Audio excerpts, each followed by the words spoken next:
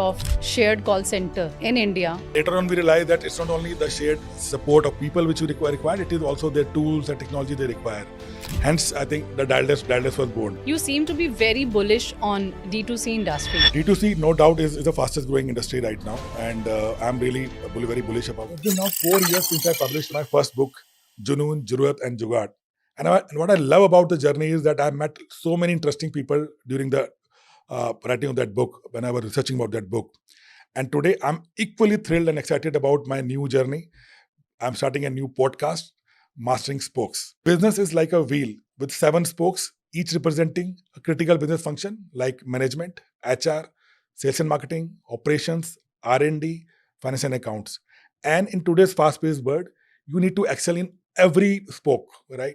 So you can't have any mediocre or average approach on any of the business function. So over the coming episode, we will be meeting a lot of industry experts who are experts in different domains, and we'll try to get how can we implement their learnings into our businesses. But for today, my team has pushed me to decode my success mantra on customer experience. And for that, I have with me my colleague Varuna Raghav, who is also our sales and marketing head.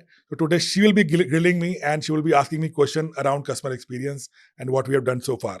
Thank you. Thank you so much for giving this opportunity to me. And even I'm equally excited to be part of this podcast. Here's my first question to you. What made you coin this statement, CX is the new RX? Oh, great. So if you look at this, today, if you look at any business, irrespective of how unique that business is, right? Sooner or later, you will have a Me Too kind of product or service in the market, right? Who will match your offering, your pricing, your features, everything. So how will you differentiate your product from other? How will you become a market leader rather than just being a follower, right? So customer experience is the main different into a particular industry has become leaders later on just because they focused hugely on customer experience. So earlier, customer experience was a function of a business, right? It was one of the part of a business. Today, customer experience is the business. My next question is that there are many brands who are offering only voice support, and then there is another lot of brands that are offering only digital customer support.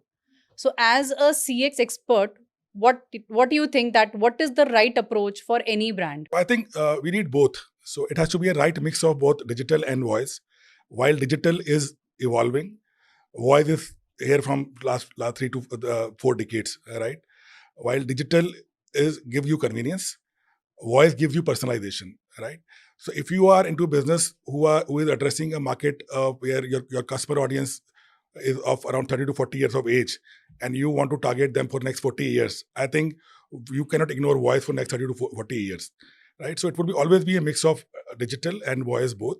And based on, again, the kind of geography you are targeting, the kind of persona you are targeting, you might have to decide the ratios of channels. But ultimately, you can't avoid anything right now. Say I'm a new brand and I want to establish customer support for my business. So what will you recommend? Should I run it in-house or should I outsource? So I've met many founders and a lot of them believe that theirs is a very unique and very new business. So they want to run it in-house. But I might sound very biased toward this, but I believe that today you can't take risk with any of your business function, and customer success being a complex and a critical business function, you can't take risk. It is beyond tools and technology. You require subject matter expertise. You require to hire right talent. You require right framework to train them. You require a continuous quality monitoring system. So there is a lot beyond your product features or product evolution, right? So when you tie up with a business partner, he comes with a lot of experience, right? He has handled multiple businesses, multiple scenarios, right? The only new thing for him is to understand your product and your customer persona, right? Which anyway, you will also do it yourself only, right? So you have to only evolve on product and your customer persona, right? And trust me, a BPO partner is much better equipped than you to develop or to establish that methodology of evolution of your product and your business, right? So in no way, and while doing your own business, right, it is very difficult to focus on creating a excellent customer experience function in your own company while you have to focus on your core business. So it becomes difficult to focus on such, and there are multiple processes like which you have to focus, right? So it's better to go for a partner who can deliver value to you, and he will save you a lot of time in terms of establishing right function for you. Moreover, very honestly, if I look at my 21 years of journey, I will say that while obviously investing in your people is equally important, to develop people, you need to trust them. But I think if you choose right partners also, that will also be equally rewarding for you. And if you look at the entire journey, if you invest in 10 people, there are chances that few people will leave you, right? Because of their own personal reasons and their own journeys, right? But if you look at partners, they will be more loyal to you and they will bring you more value because they're not only working with you, they're working with multiple businesses, right? And they have all the interest in you because they want to have continuous business from you, right? So I see that you need to invest equally into both and you should have trust equally. Obviously, choose like how choosing a right employee is important, choosing a right partner is also equally important. So, as a CX expert, what do you think? Customer support is a cost center or it is a revenue center? I will say it is more of a research center now. It has evolved over a time from cost center to revenue center. And now from revenue center, it is now been evolving as research center. In fact, it is the most important place in your business because here only your customer is sparing his own time talking about your product, your services, and how you operate and how you deliver it, right? So if you have the right mechanism in place, you can get deep insight about your product, your marketing communication, your pricing, your distribution strategy, your operations, everything around the sun, right? So this is a place where you can actually get 360-degree feedback about your business. How is AI and ML disrupting customer experience? Okay, I don't say disrupting immediately, but I say AI and ML is helping customer experience evolve faster. It is helping everyone in customer experience domain in terms of identifying the right pain of your customer, offering them right solution at right time. Although we are still in our early stage of implementing AI ML, but I think the revolution has already begun. Today in our company only, we are using it for various applications like we are using it for live agent coaching. We are using for identifying agent-specific training needs. We are using in quality control. We are using it to create deep insight about customer issues and voice. Uh, beside, I think beside chatbots and voice bots, I think it is impacting every sphere of the business today. So, you have pioneered the concept of shared call center in India. You started it in 2008. So, from where did you get this idea? Yeah, where this was originated? So, being an SME myself, in fact, we were working for large brands, big corporates, but I saw a lot of my SME friends who were into businesses struggling to establish their own customer support business functions. And I think the reason was the low volumes and the lack of availability of a lot of resources. I think that made me, when I was figuring out a solution for them, the concept of shared call center or shared customer support came in my mind. And later on, we realized that it's not only the shared support of people which we require, it is also their tools, the technology they require. Hence, I think the DialDesk was born. And talking about DialDesk, I think since you have been selling it from last 4 years, I think you are the right person to answer it. What is DialDesk all about? How does it work? And why people are buying it? I have been heading the sales and marketing for DialDesk as a solution, and I feel very proud about it. The reason is it's a very, very unique solution which combines BPO and SaaS, which is software as a solution. So it is a one stop solution when I talk about establishing a customer support. So for example, any client approaches us, whenever you want to establish a customer support, you need a dialer, you need a CRM, you need people, you need to train those people, you need to retain them, you need to have a complete quality monitoring and real time monitoring system.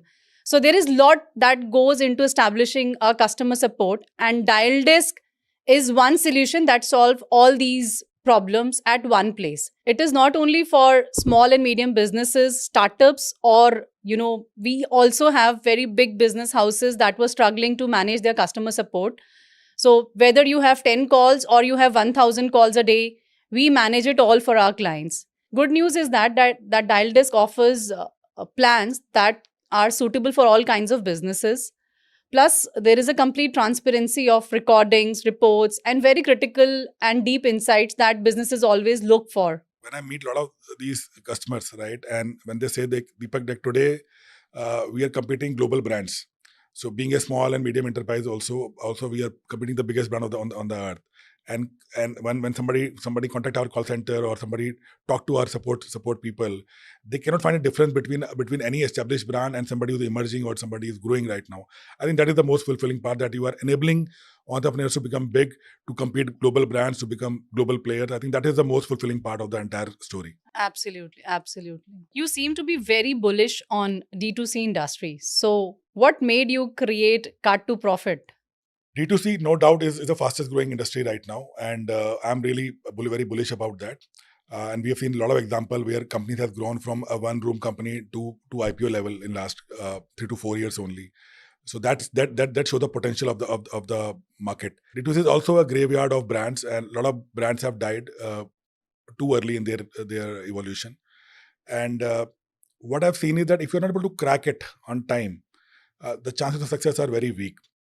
So I saw a lot of opportunity in terms of helping these brands establishing their customer support, plugging in their revenue leakages, and help them convert their existing customers into repeat customers, because these three are important pillars for them to establish if they want to evolve and they want to grow, right?